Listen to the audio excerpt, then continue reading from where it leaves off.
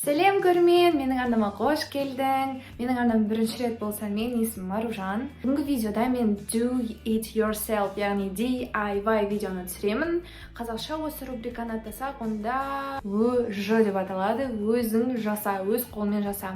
Ең бастысы, олардың бәрін сіз де өз қолыңызбен жасай аласыздар. Бәрі де оңай, бәрі де күшті нәрселер. Сонымен бастайық. Бастамас бұрын не істеу керек? Арнаға тіркелу керек. Себебі осы сияқты қызықты және пайдалы видеолар тек қана менің арнамнан таба аласыздар. Ал алдағы видеолардан құр қалмау үшін не істеу керек? Арнаға тіркелу керек. Сонымен бастайық.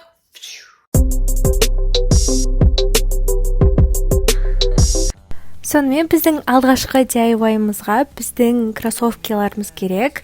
Нақтырақ айтсақ, олардың баулары және түрлі түсті жарқын жазғы моншақтар. Мен әріптерді аламын және оларды бауынан өткіземін. Солай менде смайл сөзі шықты. Ол аударғанда күлкі, күл деген мағынаны білдіреді және керектерін мен тігіп алдым.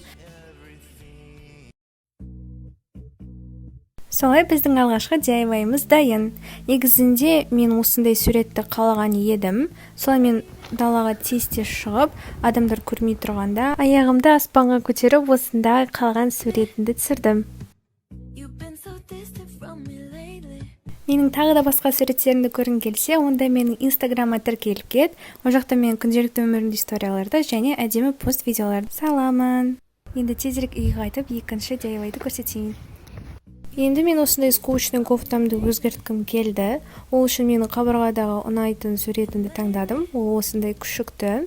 Солай оны өзгерту үшін бізге киім, сурет, пищевая пленка, пергамент қағазы, қайшы және үтік қажет. Өтініш, үтікпен өте сақ болыңыздар. Солай бірінші қадам, ол суретімізді осындай пищевая пленкамен қаптаймыз.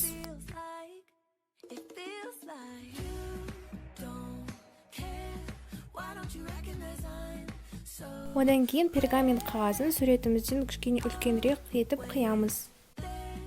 Солай суретімізді қалаған орнымызға орналастырып, келесі қадамдарды жасаймыз. Солай үтігімізді қыздырып аламыз, бірақ абайлаңыздар, өте қатты ыстық болып кетпесін, әйтпесе сурет күйіп кетуі мүмкін, мен сияқты. Жоғарғы температурада 2-3 минуттай өстіп өтектесеңіздер болды. Солай пергаментті алсақ, суретімізге қарасақ, ол сурет матаға жабысып тұрады, өте жақсы. Солай біздің екінші DIY-ымыз дайын. Бұл DIY-дің керемет жері, осы суреттің орнына өзіңіздің қалаған суретіңізді таңдай аласыздар. Негізінде А4 қағазы болса тіптен жақсы. Солай қараңыздар, көп идеялар бар. Және ұнамаса оны оңай осылай шеше аласыздар. Ал келесі нәрсе маған қатты ұнады. Яғни ол үшін бізге осындай байлайтын, яғни темірлер керек. Оны мен сөмкемнің бауынан алып алдым. Солай оған ине мен жіпті байлаймыз. Бір ұшына осылай қатты етіп байлаңыздар. Одан кейін ине арқылы осындай моншақтарды өткіземін. Менің жібімнің ұзындығы 55 см, бірақ сізге 40 см жетіп қалады. Солай бәрін өткізіп алып, екінші темірге осылай қатты етіп байлаймыз. Моншақтар бір-бірімен өте үйлесімді және қараңыздар қандай әдемі шықты. Және оны шалбардың мынандай ремень тағатын жеріне байлап қоямыз. Солай бізде трендтегі нәрсе шығады. Қараңыздар, қандай әдемі. Келесі идеямызға бізге невидимкалар керек. Осындай скучный қап-қараларды одан да бояп жазға лайықты түрлі түсті невидимкалар істейік. Яғни оларды бояу үшін лак немесе осындай краскаларды алуға болады. Солай бояп бастайық.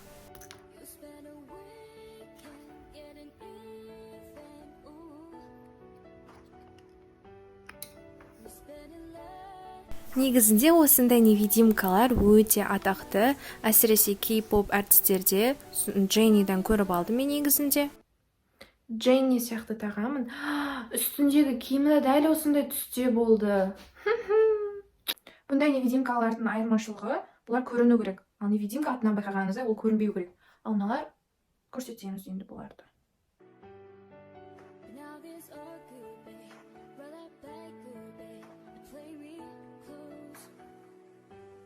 осылай X қылып тауға болады, және жай ғана былай тігінен тауға болады. Жалпы маған өте қатты ұнайды. Жеңіл жасалады, және қазіргі таңда трендтегі нәрсе, неге істемеске, иә? Сонымен осы DIY өте қатты ұнады. Сіз де істеп көріңіз. Келесі идеямызға бізге жай ғана осындай шығартқан қағаз керек, яғни бұл коллаж сияқты стикерлар. Керек болса мен оны Telegram арнама қалдырып кете аламын, сілтеме видео сипаттамасында. Және бізге осындай прозрачный чехол қажет. Солай біздің қалған стикерларымызды енді қиып бастаймыз. Мен осындай смайликті таңдағым келді. Одан кейін әрине YouTube таңбасын, как же без этого. Кейін барып Stitch, Banana, Trap деген жазу. Солай мен осындай стикерларды қидым. Одан кейін чехолымызды алып, бүйтіп төңкерте саламыз да қалағанымызды орналастырамыз. Және бар болғаны соған телефонымызды тағамыз енді. Керісінше чехолды телефонға тағамыз. Негізінде менің бастапқы чехолым осындай еді, Селенаның суреті. Одан кейін мынандай айналды, қарасыздар, жазғы күшті. Негізінде прозрачный чехол алып алыңыздар. Себебі оны үнемі өзгерте бересіздер. Мен сияқты түрлі стикерді шығартып алып. Идея өте көп. Мүмкін мен осыған арнайы жеке видео түсіремін, осы чехолдарға арналған идеялар деп. Осы нәрсе ұнаса, міндетті түрде маған белгі бер, лайк басып пікірге жазып кет. Мен осындай видео түсіруге қарсы емеспін. Сонымен көрермен, осы видео соңына дейін жетті. Но менің инстаграмы тіркеліп кетіңіздер, себебі бұл жақта мен күнделікті өмірімді және әдемі суреттер мен видеоларымды жүктеймін, неге тіркелмеске, иә? Сонымен бүгінгі видео ұнады деген ойдамын. Ұнаса міндетті түрде лайк басып кет. Қайсы лайфхак, қайсы DIY ұнады, соны пікірге қалдырып кетсем болады.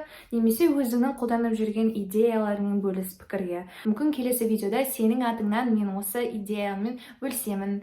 Сонымен арнаға тіркеліп кет. Ұнаған DIY-ынды пікірге қалдыр. Маған өте қызық сіздердің пікірлеріңіз. Сонымен сау болыңыздар. Шалбарға тағатынды еще осылай қолға да тауға болады. Негізі қатты ұнады маған, тіркеліп кет.